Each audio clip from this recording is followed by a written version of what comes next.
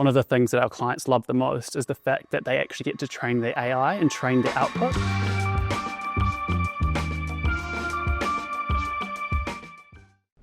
Okay, so the purpose for tonight's session is to focus on all of the pitfalls that come with implementing legal technology.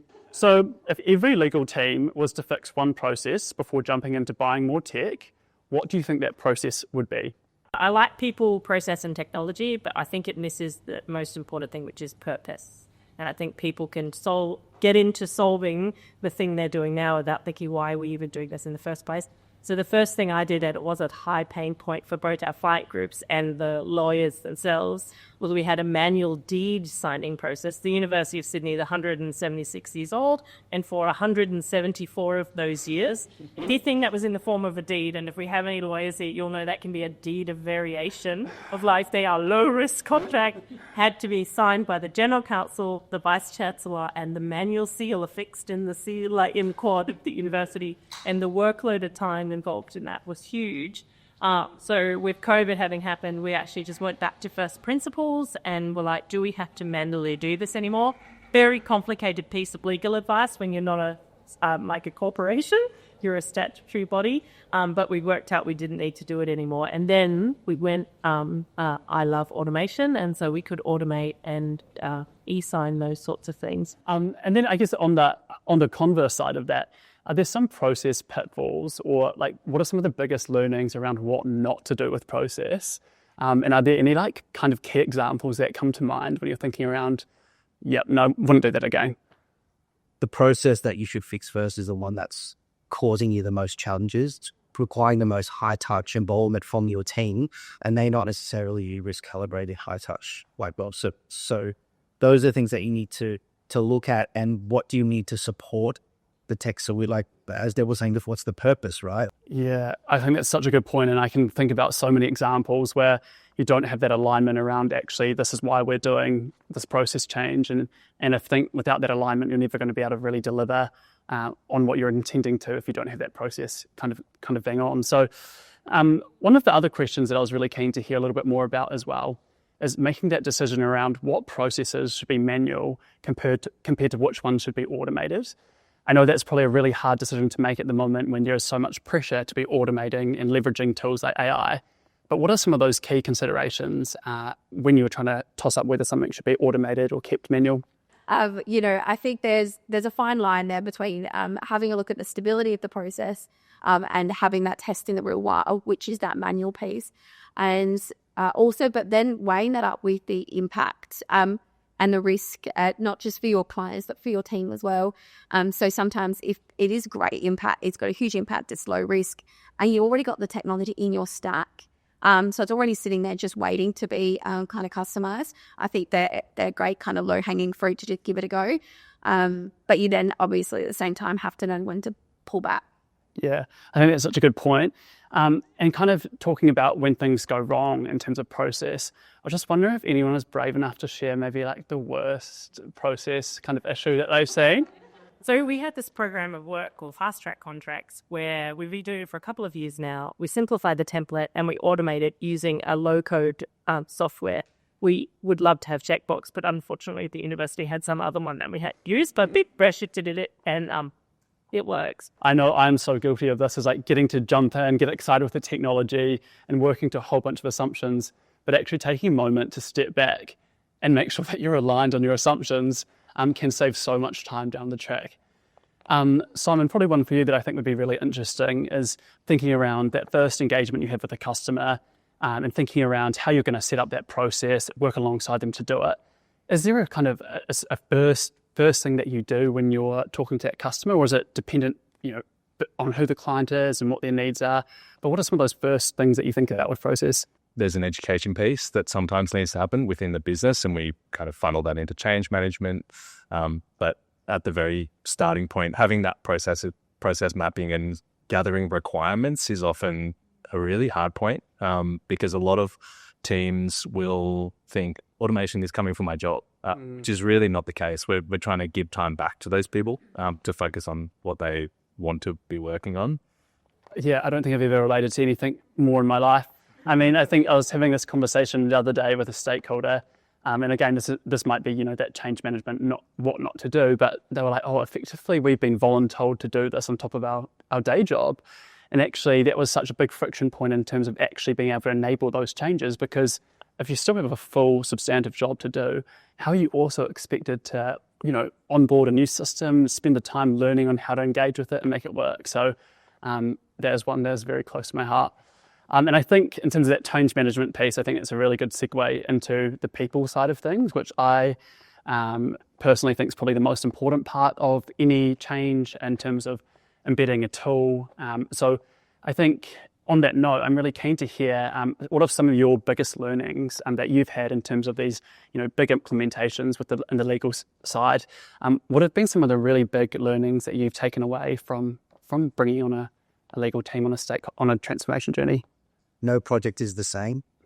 And even if you're working with the same group of people, they could react violently differently depending on the circumstances, because so much is changing outside of the little world that you're looking at to trying to fix and improve. And unless you are alive to that, aware to that, and acknowledge that and bring that into the conversation, you can inadvertently miss a trick in terms of trying to bring everyone along on the journey with you. Yeah, that was really well said. And I think one of the things that I always think about as well is around, tailoring your approach to different stakeholders. As much as we would love to think from an efficiency standpoint, you can copy and paste and deliver at a fast track way, unless you actually understand your stakeholder and are actually able to tailor your engagement plans to them, you're never going to kind of get them off that skeptic seat, right? And so talking about skeptics as well, I'm really keen to hear, I'm sure we've all had different skeptics when it comes to trying to embed new technologies. And I think, as you mentioned, lawyers can sometimes be very skeptical of things like AI. How have you guys gone about engaging with a really kind of skeptical stakeholder when it comes to new technology or something like AI? So I think in terms of kind of bring them, I think sometimes you just have to accept they just are skeptics, and unfortunately the change is going to happen. But what you can do is, and what I had to do, especially when it came to the migration component, is really spend a lot of time with understanding my key groups and explaining the why and why we're doing it, what the benefits were, and also really importantly where there was a higher, resistance to change, making sure they had really tailored support resources. And what we did was really add additional change champions into those spaces as well, people that were advocates for using it or at least comfortable, and support them for that little bit longer. So the workforce I moved was 300 people across Australia, the Philippines and Sri Lanka. So everyone we also had the kind of cultural differences as well. And so I think if you can accept that sometimes you're just not going to be able to change necessarily a skeptic's opinion, but try to support them and at least speak to them, try and understand why they're skeptical, because it's a win-win for you. One, you find out why potentially, but you can actually throw that through your change message, because there are potentially others that are feeling very similar or something along those lines. I love that about throwing it through the message, because it's almost never just one person that's skeptical, right? I'm sure there's lots of times where they're really valid concerns. So if you can actually use that to address the wider group, it is a win-win, just like you said. In terms of what you found most effective in terms of actually being able to change a skeptic's mind, what have you found most effective? Is it talking about the benefits? Is it connecting to the why? Is it bribing them? I don't know. But yeah, what have people found to be the most successful in terms of changing their mind? Biggest thing is don't watch it until it's good. At the end of the day, I think you can get so caught up in running the project and meeting the deadline and reporting on it, you launch too soon. So we had a philosophy which I stole from our customer experience team at ICT, who I do everything with because they're brilliant. It's a design thinking methodology. So you actually don't launch until the customers have already used it and created not a perfect product, but what we call a minimum lovable product. Really well said. And Simon, is there anything else that I think that you've experienced in your kind of experience today working with customers at Checkbox? Yeah, having a clear champion of change as well is really important. I think there's the skeptics will listen to at least one person in the company. So if you can find who that is, that definitely helps. But then another thing is actually choosing the right tool that maybe allows you to set those guardrails. So as legal professionals, you're constantly wanting to manage risk. And so if you can actually set those levels of risk yourself, and even have manual intervention steps or have, regular reviews of what the output of those, especially agentic AI tools are giving out, that definitely helps as well, the change management. Yeah, I love that as well. And you think about someone who's listening to someone who's come outside of your organization, you don't have that level of trust with.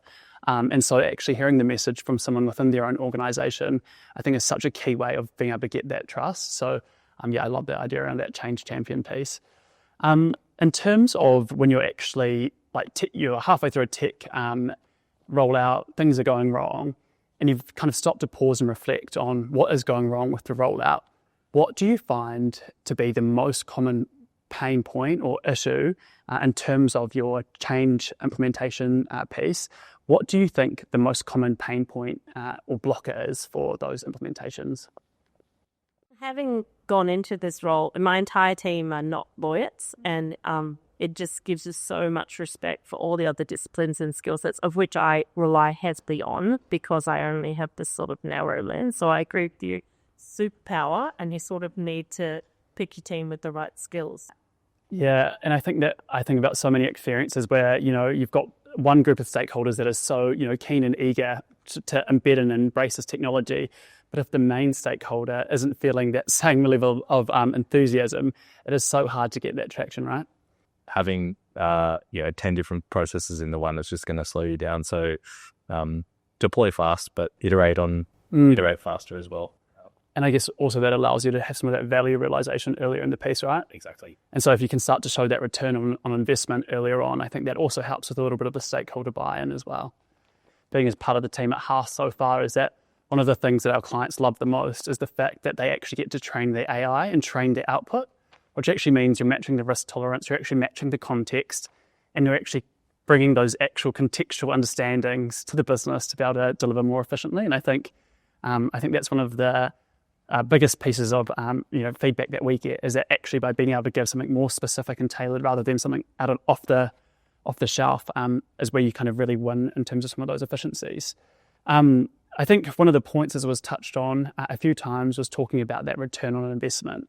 And so how do you go about kind of showing that return on investment? Because appreciate that sometimes it can be a long implementation tail. So what is your approach to being able to show that return on investment? And Simon, I think that might be a really good one for you. What's your approach to showing that value? Yeah, often during the sale process, we're helping the business case for the legal team to then go to the IT team. IT teams are trying to say, oh, you can use this IT tool, but you just can't use those certain fields because they're all structured and they can't be changed. So it's something we hear all the time. So building that business case together is really important. And there's two parts of ROI that we look at, and one is the actual dollars saved, and that could be with actual salaries, like legal salaries. It could be with increased business velocity, so thinking about sales volumes coming through and thinking about turnaround times. But the other piece is actually the non-tangible metrics. So thinking about the user experience for either the business interacting with the legal team, thinking about the user experience for the actual legal team as well. I'm getting through my work a lot quicker, so then therefore I'm having a better time at work. I've got time in the day to actually do my work. So then, one, I'm not burning out, and I'm going to, not try and find another job. Yeah, and I love it. Just not just having that purely dollar sign metrics, because actually, being happy with your job is also a huge one in terms of return on investment. So thank you so much to our panel. Honestly, you guys have been incredible. I could keep asking you questions for a long time, but I'm sure you guys probably had better things to do than listen to me ask questions. There's more wine, there's more beer, but if we could just give a big round of applause to our panelists.